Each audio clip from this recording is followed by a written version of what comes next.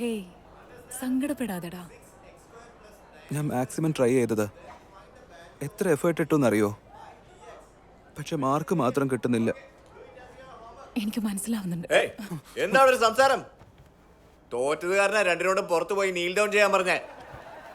നല്ല ഫ്രണ്ട്ഷിപ്പ് അല്ലേ നിങ്ങൾ രണ്ടുപേരും? രണ്ടിന്റെ മാർക്ക് ഒരുമിച്ച് കൂട്ടിയാലും പാസ് മാർക്ക് എത്തില്ല.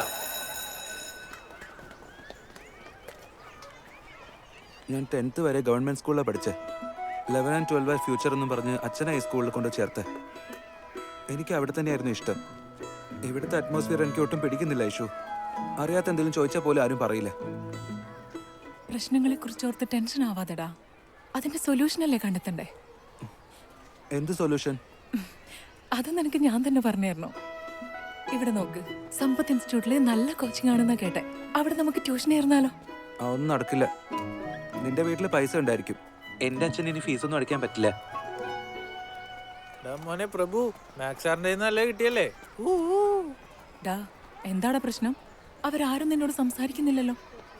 ഫെയിലായതിന് എന്നെ കളിയാക്കിയപ്പോ ഞാനൊന്ന് പൊട്ടിച്ചു. ഡാ, എന്താടാ ഇത്? പ്രിൻസിപ്പൾ നിന്നെ പുറത്താക്കാൻ ഒരു കാരണം നോക്കിയിരിക്കുക. ദേഷ്യം ഒന്നിനും ഒരു സൊല്യൂഷൻ അല്ല പ്രഭു.